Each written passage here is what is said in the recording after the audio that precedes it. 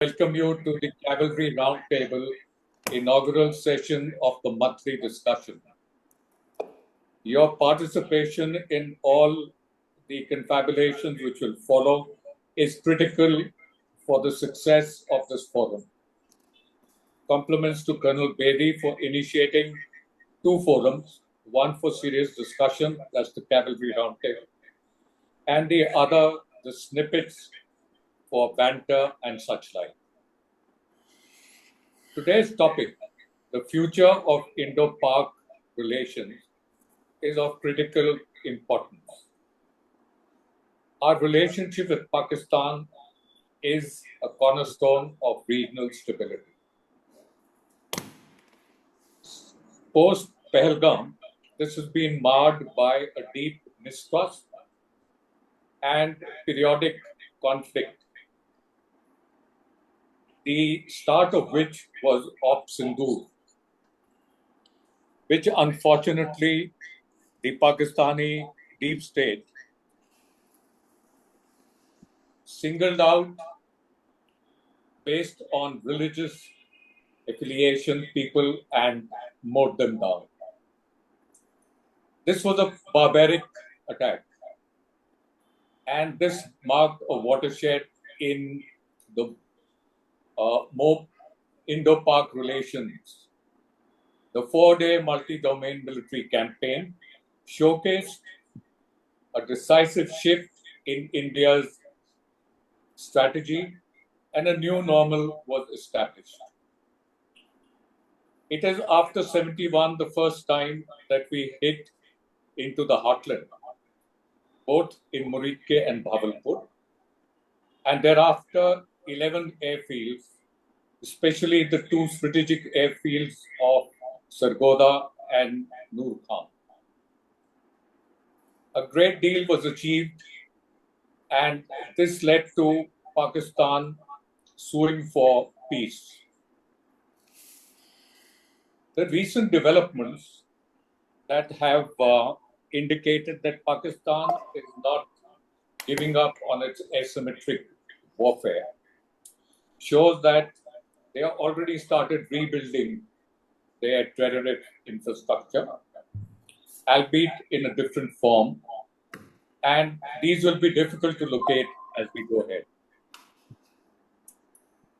In addition, they have gone to the Permanent Court of Arbitration as regarding the held in abeyance of the Indus Water Treaty.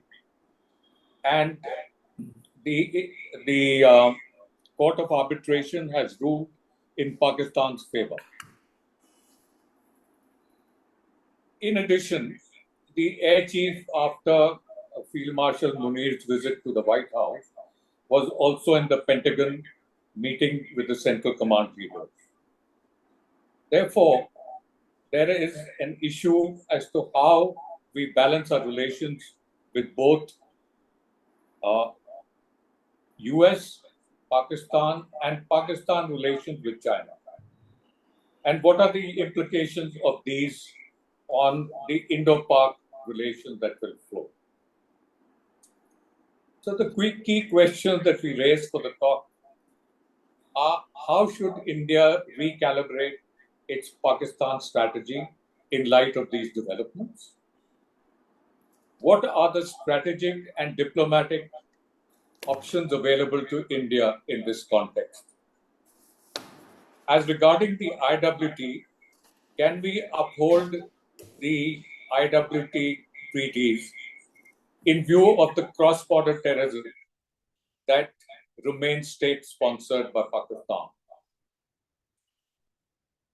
How do we see the asymmetric warfare from Pakistan, the covert warfare, the grey zone conflict, and the manipulation of the narrative in Pakistan's favor by their ISPR? To take this discussion forward, we have a very eminent speaker with us, and we are privileged to have Brigadier Arun Sahgal. He's a respected voice in the strategic community, and he has often taken part in track 2 dialogues. He's recently returned from one of such initiatives. Over to Brigadier Arun Sahgal for continuing with this discussion. Thank you, Dipinder, and I'm absolutely. Can you hear me, please? Okay, I'm absolutely honored for this privilege of being a speaker on our first roundtable discussion. During the course of my remarks, I'll just cover our recent visit and a recent meeting with the Pakistanis. Is the first interaction that took place between us post Op Sindoor. Before I proceed further, I just want to highlight two aspects. One is that we were briefed by the MO on the what exactly happened during those 4 days in May. We had the privilege and we were actually honored to be sitting in the ops room and being told exactly how the whole thing panned out. So to that extent, if there is any issues or questions anybody has, I will be glad to answer them from what we were told. The second issue is that at this interaction, the political side from our team were also briefed by the foreign minister and who had given them the diplomatic perspective. The meeting took place on the 2nd and 3rd of July in Bangkok. The Pakistani participants, high-level team, the leader was Foreign Minister Kasuri.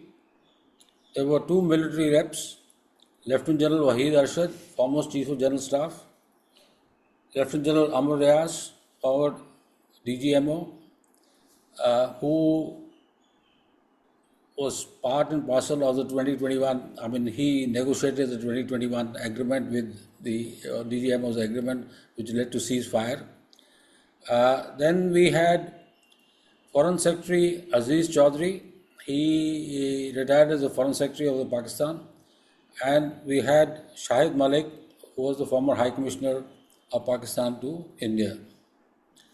Our team was represented by General Praveen Bakshi. We all know him, he's our own cavalry man. Ambassador TCS Raghavan, Ambassador Ajay Bisaria, and Happy Mohan Jacob from the Center of Strategic and Defense Research, CSDR. And he's also a professor in the JNU. So this was our team. What I'm going to cover is my perception about the mood amongst the Pakistanis. What did we discuss? And in the end, we have come out with a draft paper in which we have tried to highlight the way forward. And I'll cover that aspect of moving forward as well in the course of my remarks. Now, coming to the mood, overall mood during the discussions, it is apparent after Op Sindoor, the Pakistanis appear, although very sullen in the sense that they believe that they have been made a scapegoat for Pahalgam, and there is no evidence that has been produced. And as usual, as it happened in Pulwama, India has decided to apportion blame on Pakistan and then started a military action. Another interesting point is that we continue to rightly reiterate that we have attacked the terrorist camps, both in POJK as well as in Bahawalpur and Muridke. But Pakistan does not see it that way. they see it as an attack on the sovereign territory of Pakistan. Now, this is a differential which has a huge amount of different connotations and perceptions. We, in fact, interesting aspect is that we went to a long lengths to ensure that we only attack the terrorist camps. Coming to the terrorist camps, it is important to know that we had actually identified 48 of them, brought them down to 21, and then the attack took place on 9 of them, as we all know. 7 targets were in camps were in POJK, and balance were in Bahawalpur and Maridke. At the end of Sindoor, the Pakistani military establishment is of the opinion that they have developed a credible military capability and military power for any standoff, conventional standoff with India, of the manner in which both the Balakot took place and the current scenario took place. So, in a standoff kind of a scenario where there is no physical assault on the territorial space and the sovereignty of each country is not compromised by physical actions of the military forces, but they are done through kinetic actions. They have a perception that they can stand up to India. In fact, there is also a feeling that has come up in there that in certain areas they have done much better than India. And here the issue comes about of what happened on the night of 7th, when in about a matter of half an hour or 40 minutes, we lost a large number of aircrafts. And this was as part of a kill chain that they had created. And they take a lot of pride in saying that their multi-domain operational, their ISR capabilities, and their training, particularly of their air power, is much superior to India. And here they give a very interesting example. The example they give is that they say that India has purchased its arms from multiple sources, and they have serious integration problems between the systems that they buy from France or the systems they buy from Russia and other. And we are all aware of the fact is that source codes from the French are not given to us. In fact, we did not even have the source codes for the MiG 2000. DRDO has gone around and developed indigenous source codes which have been integrated. So the perception in their mind is that having only the Chinese equipment, extremely well supported by the Chinese, they have done a large number of Shenzhen exercises, 8, 9 of them. They have integrated the weapon systems very, very definitely, and that they are more capable of undertaking these kind of standoff operations than India. That's the next issue that I want to talk about that came about. Which basically is an impression that I have is that there is no peace constituency in Pakistan. The mood is that if India doesn't want to talk bilaterally, India doesn't want talks to be overseen by a third party, then what are we talking about? If India doesn't want to talk, let it not talk. We are okay with that. We can live with that. So the bottom line, as far as they are concerned, is that they are willing to talk, but now there is a new element that has been added. Our stand, rightfully, is that terror and talks cannot go together.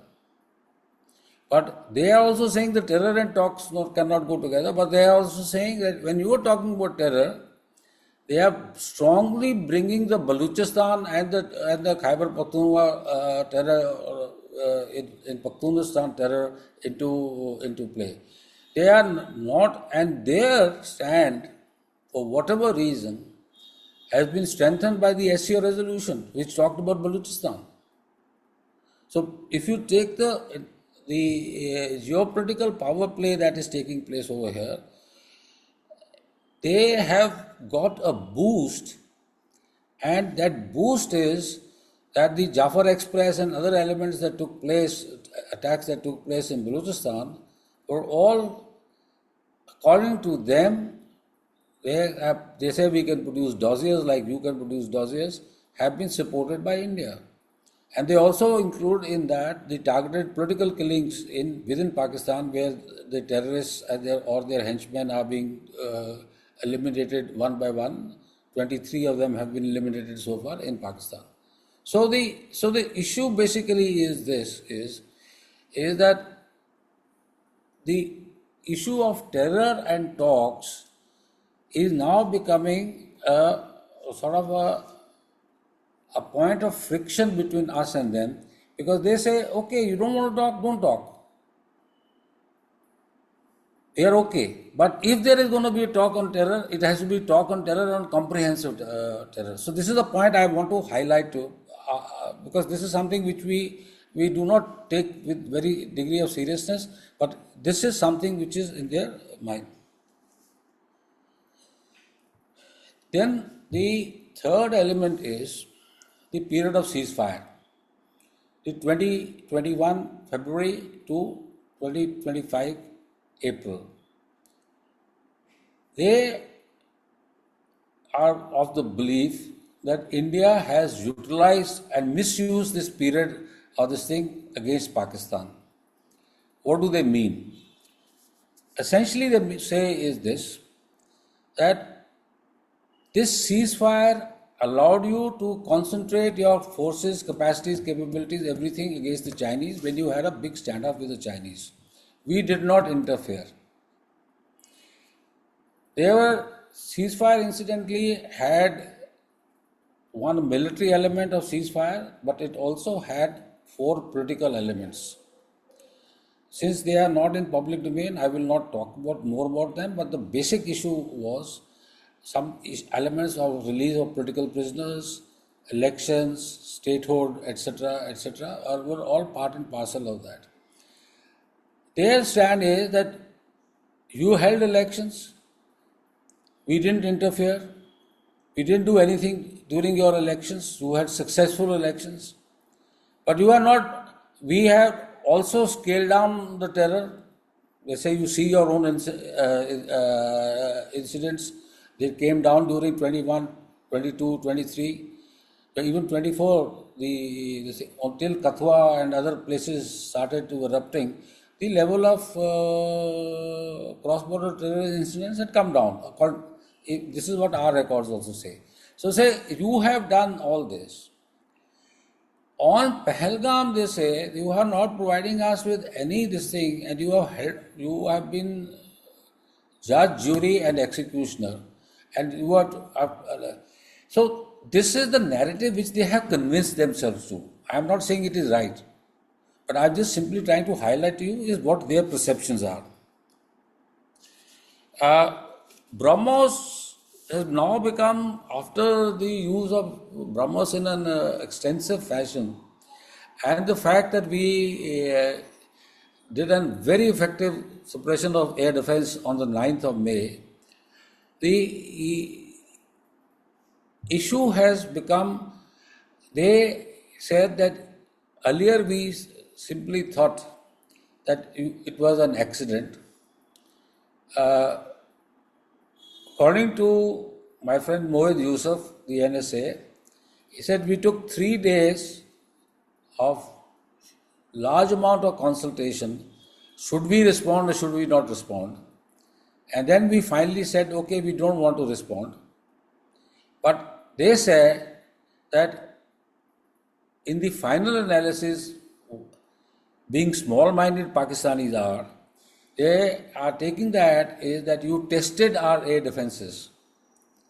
It was an attempt to test our air defense systems, and you capitalized on them in your subsequent attacks on our airfields, etc. So this is one of the perceptions which they have.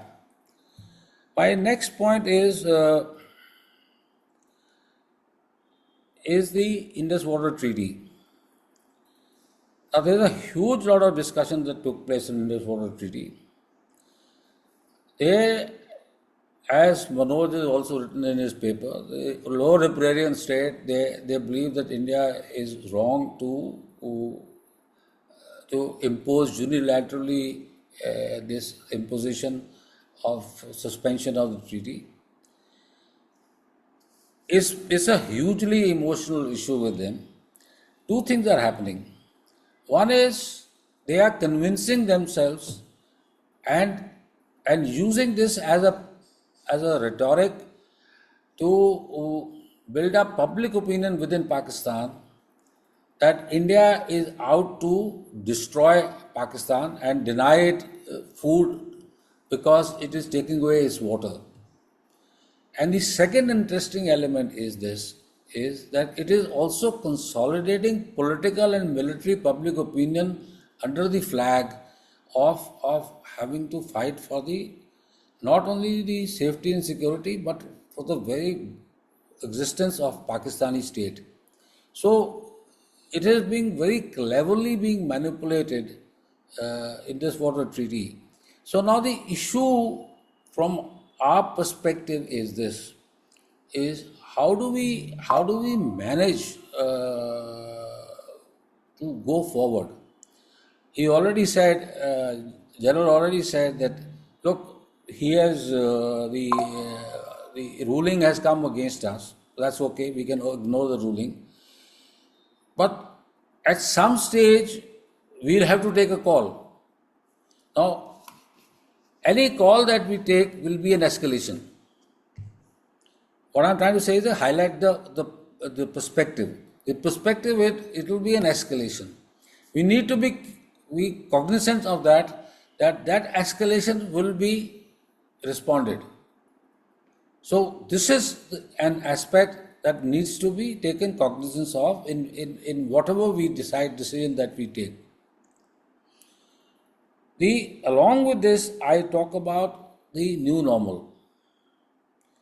Now, we have come out with the strategy of all terror attacks being state-sponsored, and terror attack is an act of war against India.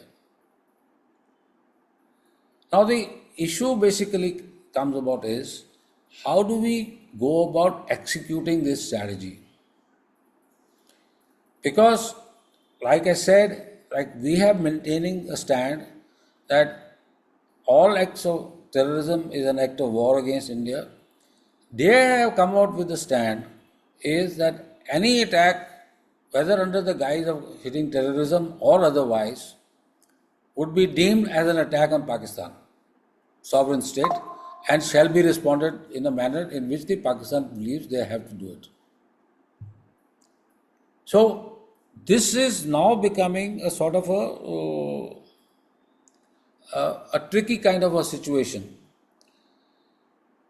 We have come out with a new normal. They are saying you can have your new normal, but we'll also have a new normal plus plus plus. So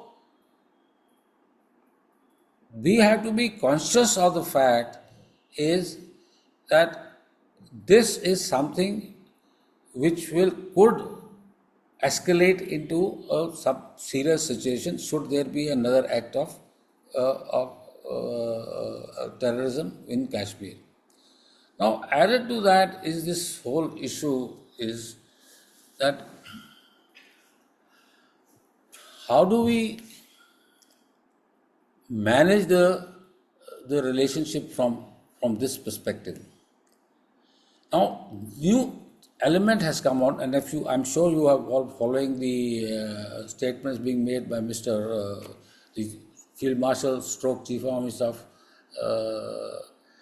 the Pakistani.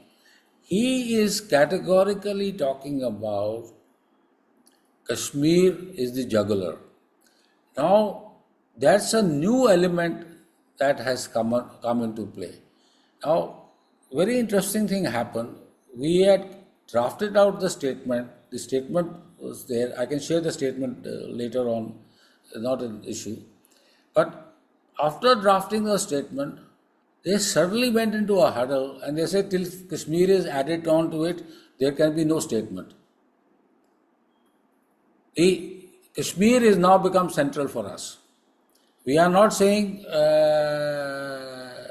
what we are saying is that we'll continue to support until such time the Kashmir issue is resolved, it's an international issue, etc., etc., etc. We are not going to go forward.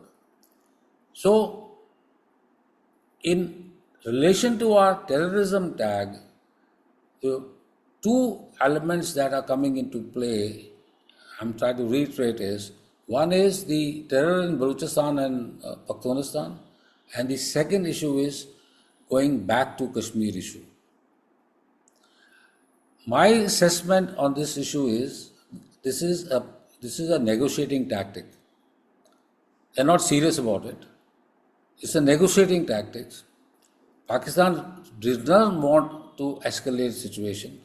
But the point is that they do not want to provide India with any political space as they seek equivalence with us. So this is an important perspective. On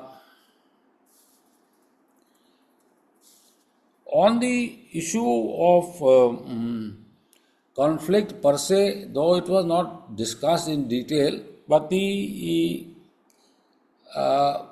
perception is that on the 7th belonged to us, 8th was by and large standoff, 9th you did what you wanted to do, and then this whole issue of Vice President Vance ringing up us and telling us that they have learnt that Pakistanis are about to launch a massive retaliation on the night 9th-10th, and that retaliation will come after the morning namaz. But as we all know, that the Pakistani retaliation came around midnight on the 9th of the 10th, and then of course we retaliated by massive strikes on the airfields. The narrative from that side is that yes, your strikes were accurate, you did damage, but this is nothing that cannot be absorbed by us. So it does not in any way provide India with any degree of military superiority. We, on our own, we had also done a lot of damage, and then we get into this the issue of narratives. We did that to you, you did that to us, that kind of story. But more important than that is the perception that Indian Air Force, which got outsmarted in Balakot, they continues to have not learnt enough lessons. And they got outsmarted again over here again. That's the perception that they are having. And their kill chain based on JF-17s, integrating AEWs, integrating Delta 17 link of theirs, which is supported hugely by the Chinese satellite systems and updated, that is something which is giving them a huge amount of confidence. I'm sure you have read heard the Deputy Chief's remarks yesterday, our Deputy Chief's remarks, how up-to-date inputs that the Pakistanis were getting. And here I would like to reiterate what he said. We were also briefed in the MO Ops room.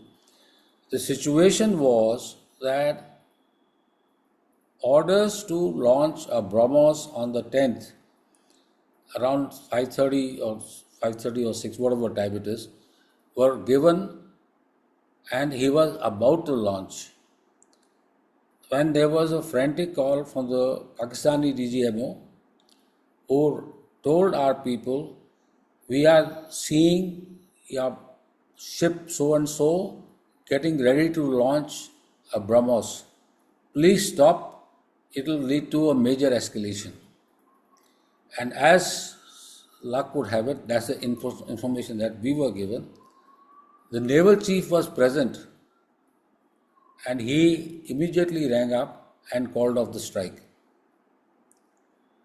The same information they had regarding the move of some S-400 batteries, which they had picked up, and they conveyed it to us that you may not know, and that is the thing they were talking about. He says, on the hotline they were saying is, you may not know, but you are moving your S-400 batteries, and this could lead to further escalation. So what I'm trying to explain to you is the degree of integration between the Chinese ISR, their domain awareness systems, and the Pakistanis was of very, very high order. This is something we cannot afford to neglect anymore.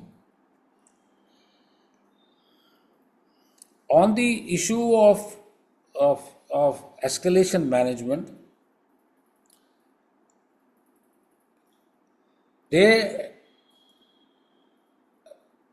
understand that India has the capability, particularly after the launch of our BrahMos missiles, of targeting their key strategic assets.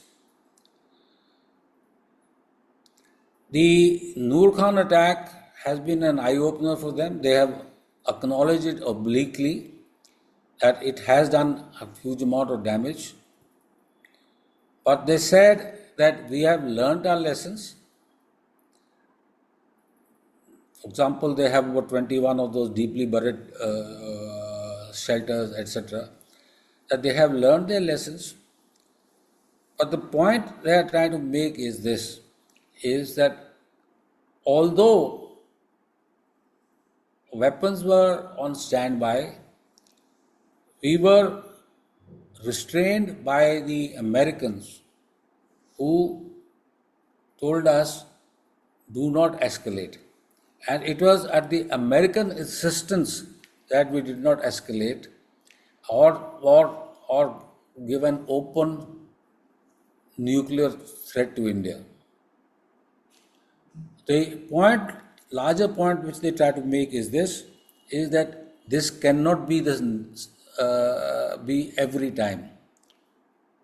Mistakes can occur and the two people can go into a strategic standoff. I look at it as a threat, but which is basically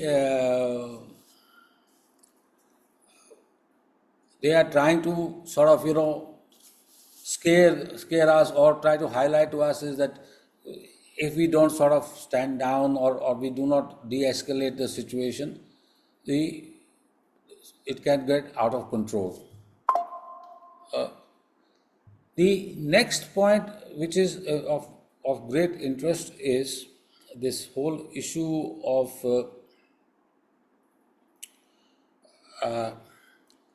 what are the key deductions that at least I have drawn from these talks.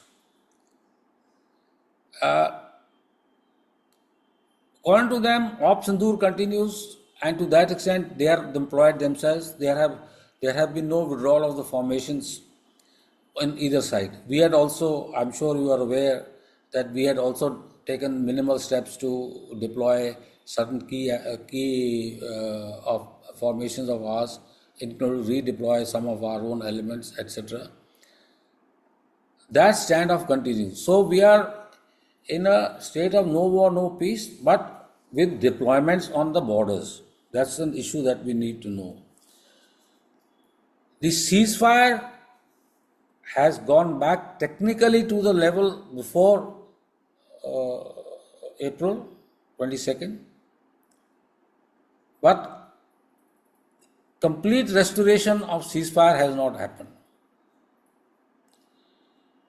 Pakistanis are clear till such time there is a forward movement either on talks or on Indus Water Treaty, or there is some kind of a political formulation that could lead to a de-escalation.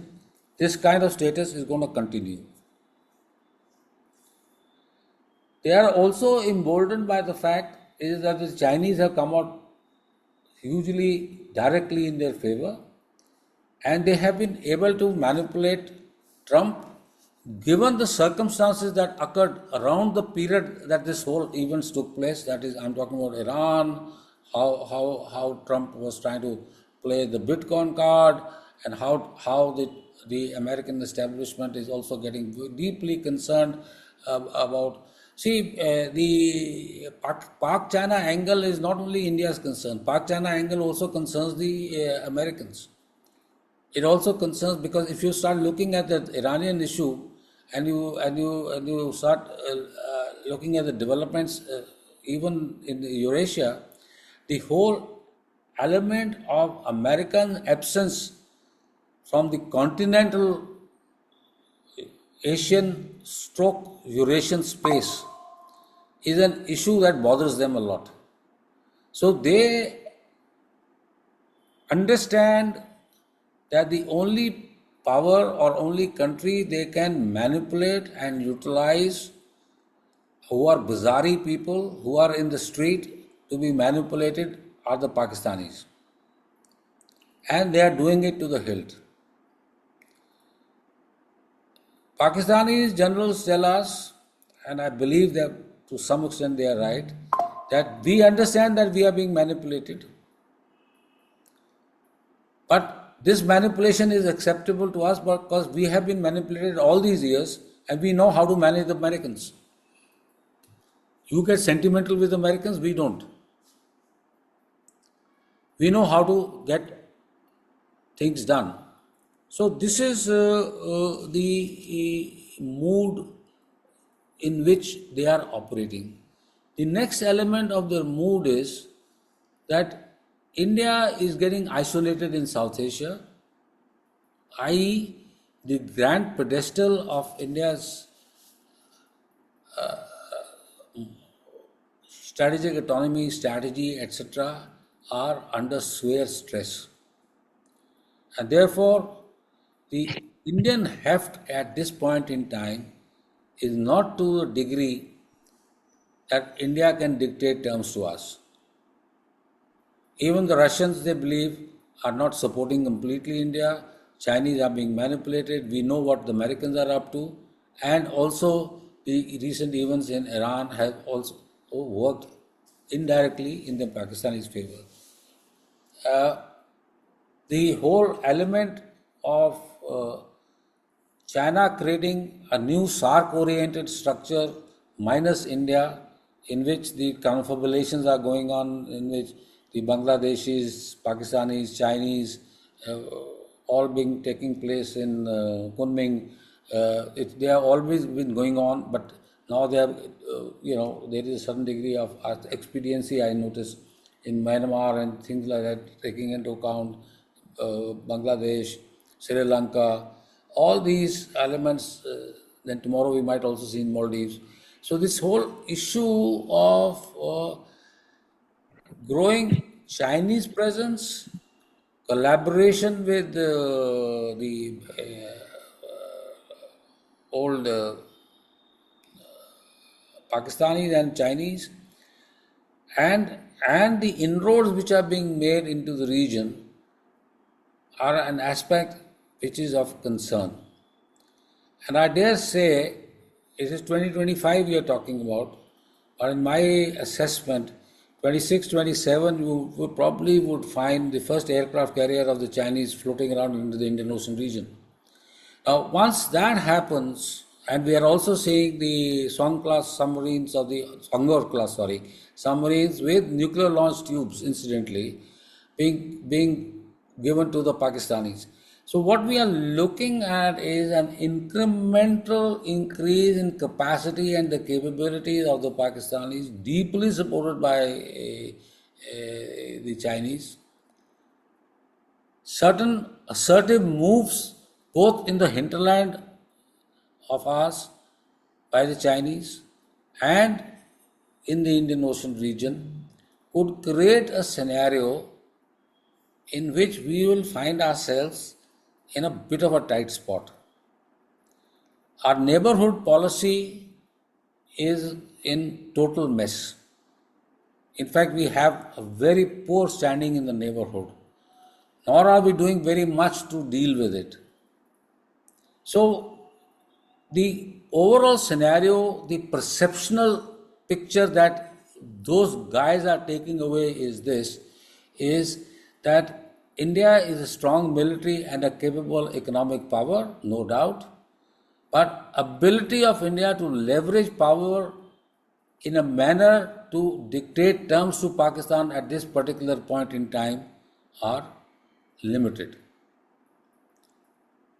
So this so the whole notion is that Pakistan at this point in time do not have to compromise on any issue. Having said all that, what did we came up with? We came up with two formulations of a future between India and Pakistan. One scenario we call is live and let live. This scenario has about 4 or 5 elements, which I just read it out to you. First is the maintenance of existing ceasefire. We discuss and achieve an understanding on prevention of all forms of violence. The two key words are an understanding and prevention of all forms of violence.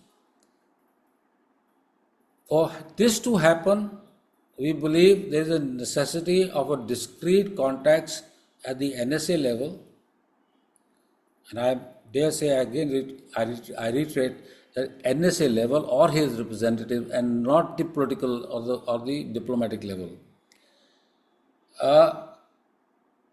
Create simultaneously an environment of people-to-people contact. Basically, meaning is that people who want to go across for any other reasons, they should be allowed, not open visas, but selective visas to people so that they believe that there is a certain degree of contact being maintained. And the last point in this is, after certain developments take place and a certain degree of confidence comes in, the return of the high commissioners. Only the high commissioners. Okay, so this is the live and let live part of the scenario. From here, we believe that if such a scenario can come about, then we are looking at a mature relationship between neighbors kind of a scenario. This is much more improved relationship. The prevention of terrorism is then converted into some kind of a grand bargain in terms of terrorism. On either side, we come to a certain degree of conclusions. We ensure that nobody sort of fingers each other on this issue, either Kashmir or other side. We create a standing high-level back channel. We enhance diplomacy. We return the High Commissioner to full strength, and sort of set a stage for of a relationship to the level that we want to have. It's up to us as to what level of relationship that we want to have. So these are the two formulations that we came out. I'm 100% sure that they probably will be thrown out of the window. But the point of the issue is that at least people like us who have been in this track 2 business for the last 13 odd years, we believe incidentally this is not the only track 2 I have. I have 2 other track 2s which I deal with these gentlemen and sometimes Chinese also. Is that we have to look at issues objectively, sans all the rhetoric that you read in the press and other things. We don't have to give into anything, but as a good red team commander, I'm trying to highlight to you from a red team perspective what the Reds are looking at and how they perceive developments in the region. So thank you. I'll stop here and I'll take on any questions that you have. Thank you for your attention.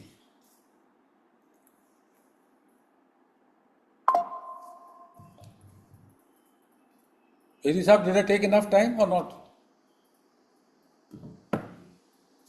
Sir, I think it was adequate, and I think I've received only 2 questions or 2 issues that have been highlighted by Colonel Bedi. One is that while these are all issues, is there any movement towards the solution? I think that you covered very well towards the end, sir. And the other part that is asked is that while they may be strong in air and on ground, would a naval attack be their Achilles heel? So if you could respond to that, sir. Okay, see, as far as naval attack is concerned, yes, we have the range and we have the capabilities and capacities, etc. But again, what's the lesson that we are getting from Ukraine and the standoff that took place between Israel and Iran? You can throw as many weapon systems on the other guy, destroy as many buildings as you want to do, but at the end state, what happens? Nations are resilient enough to rebuild them, no? Unless you bring about regime changes. Are we creating conditions for those regime changes within Pakistan? Are the consequences are there? So here, like I was trying to explain is, I'm digressing a little, but it's important, that the Indus Water Treaty, instead of becoming an issue in which to coerce Pakistan, is becoming a point for political consolidation within the country. This is one aspect. On the naval aspect, yes, I mean, you are also aware of the fact that they have got these new systems which are about 1200 kilometers distance, etc. So they can fire that. So they can fire a 500 kg warhead on you, and you can fire a say 1000 kg warhead on them. So that's end-all destruction. But what does it mean in the end? It means nothing. So the critical aspect from our perspective is, how do we look at end state of terror? How do we look to deal with terror and prevent Pakistanis from terror without talking? That's our stand, right? Terror and talks will not go together. Act of terror will lead to a war. Accept it. How do we want to exercise this option is something that all of us need to think through and then put across our perspective. Because this is important. Unless we get that right, we are giving unnecessary space. And also, there is one more issue that is important, and this is coming from the Americans who are there. There are 2-3 Americans who come also. The fact is that and we've seen what has happened, the Pahalgam attack mentioned in the Quad statement. The terror is being accepted, the acts of terror are being accepted, but people are seeking much more information and linkages to the terror to bring the countries who are perpetuating those terror to account. So this is the issue that is becoming a problem for us, and we have to do much more work on that. We have to show the world how Pakistan is perpetuating terror. This is what something which we need to be working upon. We are also aware of a thing called Unmogit.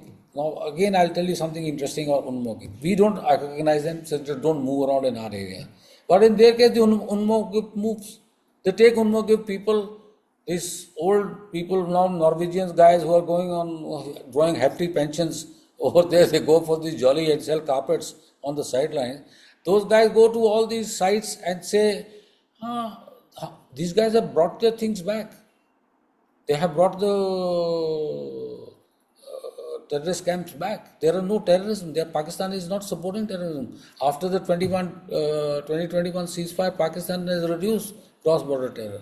So now what do? How do you convince people?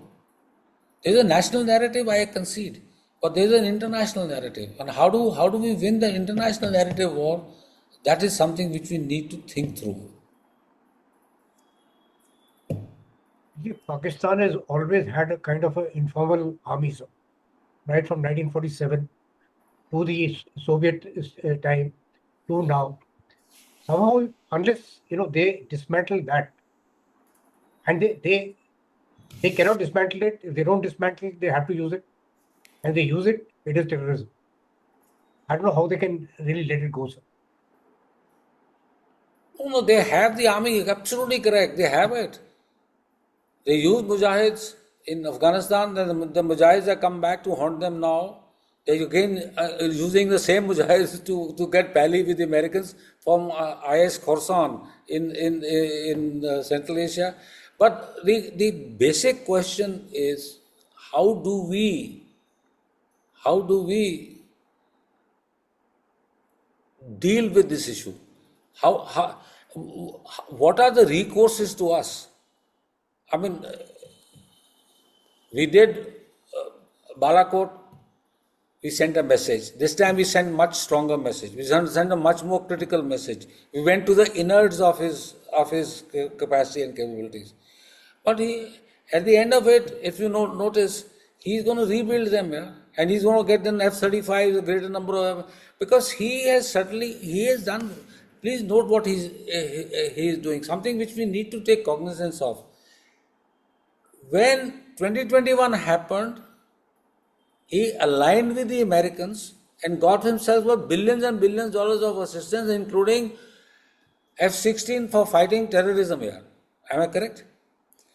Now, he has integrated with the Chinese, post-2020 standoff with us, realizing the Chinese and we are not getting along together, and integrated with them, have now become a laboratory of testing weapon system equipment and all kinds of linkages which the Chinese cannot do directly against us with them, and endearing themselves to the Chinese. So at the end result is what? We have two legacy security problems, neighbors with whom we do not have good relations, and one of them is becoming a major global power with deep in roots inside our country. And on our eastern front, we also have a Bangladesh problem now coming up. Now, how do we handle this issue? We call them shatter belts. So we have shatter belts emerging all around us. How do we handle these shatter belts is something which we need to be cognizant of. I mean, we have to deal with this issue. So, should we go to Deng Xiaoping strategy? Lie low, build capabilities. We need 10 years of time, build capacities. We are doing a lot. We're doing this Vishnu. We're doing a huge amount of developments are taking place in our country. But they're all multi-domain, operational, oriented towards standoff kind of kinetic attacks or cyber attacks or degradation of systems. But they do not create sovereign problems on territorial problems for the other side. And other side's territorial problems, I mean, you cannot seize territory. We have seen 3 years of war has only Russians have got only 18% or 20% of the Ukrainian space. That's all that they have managed in this, with 120,000 soldiers killed, sir. So I'm not saying it's a hopeless situation. The question is, do we change tactics? Do we start? If Balochistan is the Balochistan, it's a near abroad. Pakistanis believe, say so, it's a near abroad. They don't have a control. Should we go much more all out towards to Balochistan? Go to promote TTP to this thing. Get the underbelly of the Pakistani and make them understand that you will fare much higher degree of consequences if you continue this terror game. Yes, it's possible. Let's do it. But you can't play the game of saying मैं सिर्फ terrorist camp को ही गोलियां मारूंगा, and I think that's what I'm trying to send a message abroad. International messaging is one space, and world is very fickle on these issues. They only respect power. We indicated our power. But as the time goes, the questions start erupting is, what use that power has? Did it resolve anything or did it not resolve anything? That's the question we have to ask ourselves. So there's a comment from Ashish. He says, sir, indeed a incisive perspective. While we look at the two scenarios and the solutions, what is the recommendations to strengthen on our vulnerabilities? One is integrated ISR and destruction network, cyberspace force, agency to create and also counter narratives. Yeah, we are doing a lot. So that's something is a separate debate. What you want to do, what you can't do. I mean, you've written about it, I've written about it. We are aware of that.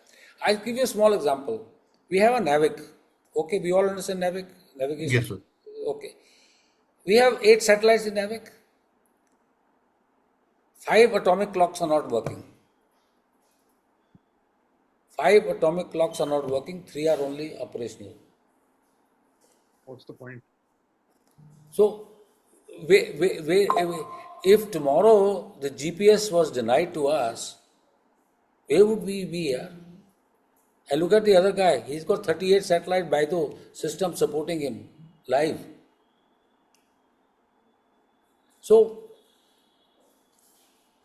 then the question comes is, how much capability we want to develop and for what purpose? We have a strong capability for ensuring our own, we are not threatened, our own security. But do we have capability for offensive operations or any kind of influence operations or kind of assertion capabilities that we need to have? And if we need to have, what kind of those assertion capabilities we need to develop? That's something which we need to work on. We did a great job in our integrated air defense. Trishul and all those worked, whatever it's called. But the question is, we have to strengthen it more and more. And how much can we do? Can we spend like the Europeans 5% of our GDP? And with what purpose? So, if I may just, I missed out on a portion of the initial reply to this question. On the ISRD, in case you have covered, I don't know what you covered. Because I was talking to the governor of Andhra Pradesh, Arunachal. So, the issue is currently at the national level, we have building blocks available with us. Yeah. We have the NSF, if you call it. We've got the Air Force Grid, ICCA, whatever we call that. Then we've got the Akash Tir. But there is no thought given to integrating them at the national level, where even the civilian space inputs are integrated digitally. And that is not an offensive capability building. It is a defensive capability building which is required to come in first. The offensive, the destruction part would come next. So if we are not strong in this capability building of ours, maybe we will not be able to negotiate on correct terms. Sir, you are absolutely right, but that's happening. All I can tell you is happening. My information is happening. For example, you heard of a project Kusha, India's Iron Dome system. Okay, so we have a thing like Kusha. Now, Kusha cannot work till such time there is an integration. So, we have achieved a huge degree of integration. But look, what the problem occurs is like this. You are operating, let's put in a Rafale in a multi-domain environment. You have your links, etc. The efficacy of those links, are they strong enough? Are this are they are let's put the are they capable of withstanding jamming and the kind of proofing that is required? Again, my input is one of the loitering ammunitions that was fired by the Air Force on an aerial target on the 9th of May was spoofed by the Pakis. But it was very limited. Pakistanis did not succeed, their cyber attacks did not succeed very much. They basically went in for defacing of our websites and other things like that, but they were not. But we got away this time. But we have to do much more. Yes. So I am currently involved, to answer your question, in a major project in which we say efficacy of preemptive cyber attacks by China and what will they mean. When we talk about preemptive cyber attacks mean is, can he bring down my integrated command and control systems through cyber attacks, making me vulnerable during the critical period in which he launches his systems against us and degrades us. So those are the kind of things that we are trying to look at in this project which I am doing for the DRDO with the CARE, Center for Artificial Intelligence and Robotics. But you are right. But all I can say is people at the helm are conscious of this. They are even more conscious after this. And they are looking at this, but here again we operate at glacial pace primarily because of the fact is there are ministries, there is nobody to take a decision. There Asim Munir decides in the morning that I want to have this system. He sends 4 teams abroad and he sends 5 guys to China and he says, go back, borrow steel, get me this system.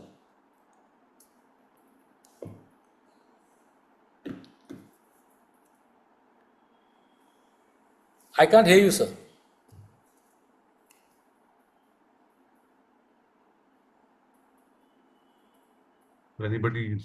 Any questions from anyone? Sir, I have a question. Sir. This is regarding your team had some diplomats with you. Now, as we see, our diplomacy failed during Operation. We really could not garner enough support internationally, either at the EU or certainly not within our neighborhood. So how do they see going ahead to get enough heft as far as diplomacy is concerned to be able to shape the narrative? The short answer, sir, is first they have to recognize the problem, but they don't. Say that again. The problem. They don't recognize the problem. They say we are doing everything that possibly can be done. And then, or if you push them more, they say, हाँ यार, you are correct, यार ये होना चाहिए, ऐसे होना चाहिए. कौन करेगा? It's all very well. Again,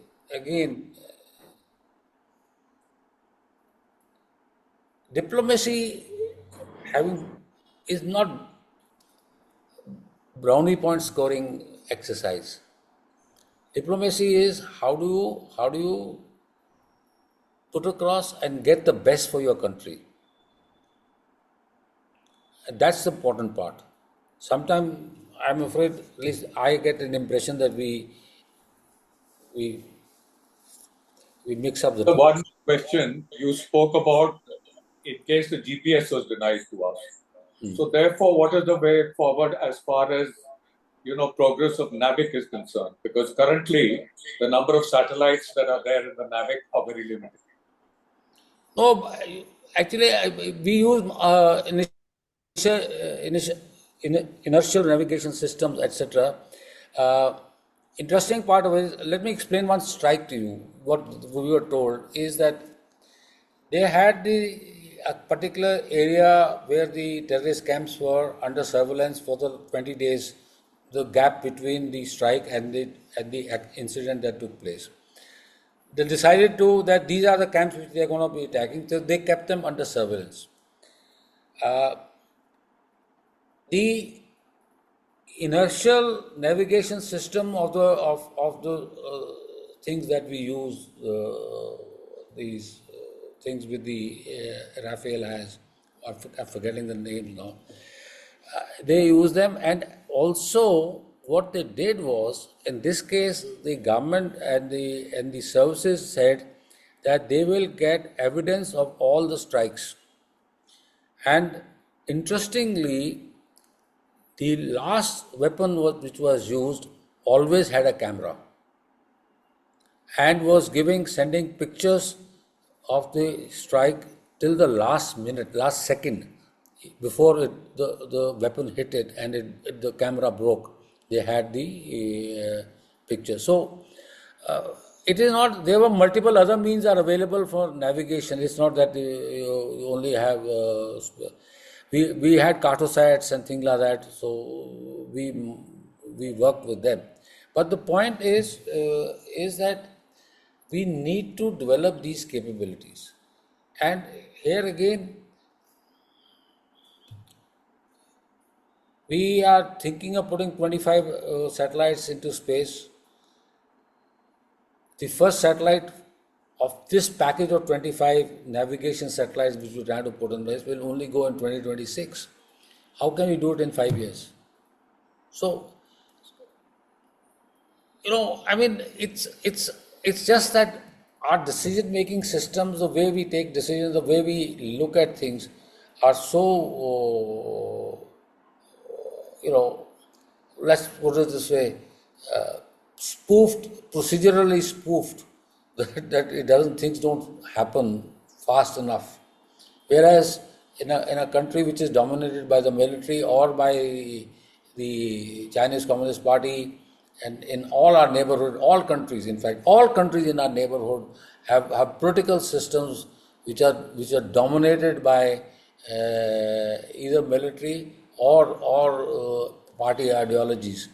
They are much faster in decision making, and this is something which we need to take cognizance of. So can I Go come ahead. in for a little while? So sorry, I had to step out because a call came from General Parnaik.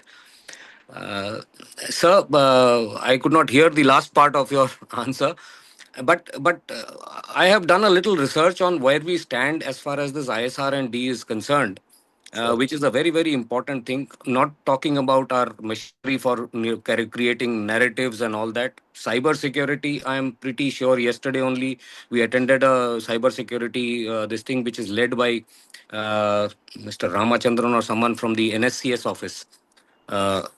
Who's the joint secretary there. So that side is a little moving better probably.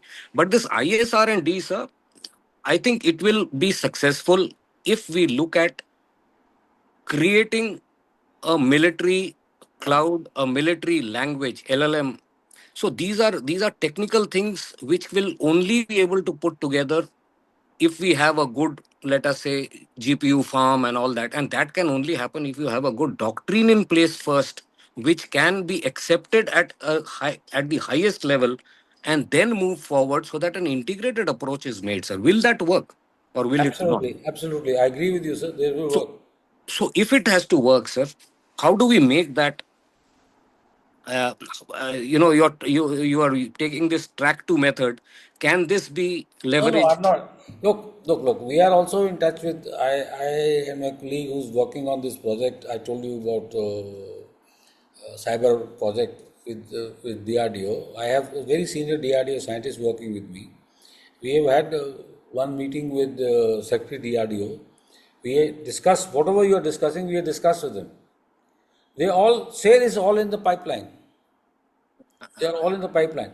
But the question is, the sieve is so small, उसका diameter इतना छोटा है कि वो बहुत time लग रहा है उसको करने में. Yes, sir, yes, sir. So if you look at the organizational part of it, sir, if it is led by DRDO, my personal feeling is, having worked with DRDO, as an outsider, as a user, this bureaucratic hurdles and the sea being small will remain. But if it is led at a different level, maybe the CDS or at the PMO level, probably it will move. That is the idea of my Okay. Can I just, discussing this. okay, I'll answer. Absolutely correct, sir. I mean, there's no argument on that. Absolutely. We were conducting a future warfare course for Yes, the sir. serving generals and brigadiers of the Indian Navy, Yes, yes, sir. all the three services. It also had civilians in it. Okay. We had this problem. We had we created 8 situations for a multi-domain operational tasking in which we conducted this. There was a brilliant guy, okay, who was a civilian who was attending the course because of his company being involved in it. He says, sir, ये सब कुछ हो सकता है, कोई problem नहीं है. There is no problem in doing it. We have the ability, we have the knowledge, we need the resources can be got. But the question is, moment we develop a model, the services or the agencies which are ordering us to do it want it free. They don't want to spend money. A. B. Once we develop the model, they say, yaar, L1 route mein aao. You can't do that. No? You can't do it that way. He says, Exactly, sir. sir, I'll make a game out of this and sell it in the marketplace. I'll make more money. Sir, you're talking to the wrong man. Ashish represents the industry and he is talking from a business point of view. I've advised him that he must come and meet you separately to take this forward. Okay. So I think I think all the question and answers have been addressed. I will request General Shergill to kindly sum up the talk, sir. Over to you, sir. First of all, it's lovely to see all of you. And Ram Singh, after a very, very long time. And of course, DP, and we all know each other. Tuthi, thank you so much, for giving us you could say, an eye-opener into what actually took place at this talk between India and Pakistan at a track 2 level. And I dare say that some very pragmatic solutions, as it were, or you could say first steps have been taken. Prevention of violence, discreet contact between the NSAs, people to people, then the High Commission stepping in, that sort of a thing. I'd like to just pick on something a little different in the sense that you mentioned that in his talk, the Field Marshal from across the border, he has mentioned Kashmir as the jugular vein. I really would want us to look at the problem. The problem is Kashmir. What all we've been doing is actually peripheral to the whole issue. And when you look at Kashmir, the problem is really sanctuary, which is afforded by Pakistan in every means possible. And the second is cause. There have been various ups and downs of cause amongst the Kashmiris. And unfortunately, we have done everything that we can to further the cause each and every time that we manage to get hold of the popular sentiment. And unless we look at Kashmir and realize that we have failed there will be no beginning. Because if you sort out Kashmir, there's no problem. And then going further, one of the reasons why we have actually failed and will continue to fail is not realizing that we are in one world. Whatever we do in India, it has repercussions outside. We have around us nations, large nations of certain you could say, religious dispensations. And whatever we do in India, it doesn't strike very well outside. So they can't really be your friends in the manner that we function. And when you look at, Kautilya's mandala, and he says, enemy's enemy should be your friend, etc., we really have to look hard into it and say, who are the enemy's enemies? Are they our friends or not? And the friends we've got, we tend to have left them by the wayside. And the only nation that could possibly put a slight brake on the Chinese is possibly Russia. And we perhaps haven't pushed that enough, although strategically, most of our arms, etc., because these all strategic things, they last years and years, are from Russia. And we have to remember what you're seeing in Ukraine, what you saw in Iran and Israel. We are in the area of all-seen warfare. And that raises totally different questions altogether. And at present, as has been brought out, Pakistan is seeing everything, thanks to the Chinese, who've got 300 satellites up. And so it's not a surprise at all. And in this all-seen warfare, we have to, at present, think about getting some help from somewhere. And as I said earlier, we are not lions in the whole world. There are only 3 lions at present. You have the United States, you have Russia, and you have China. And lions have no friends.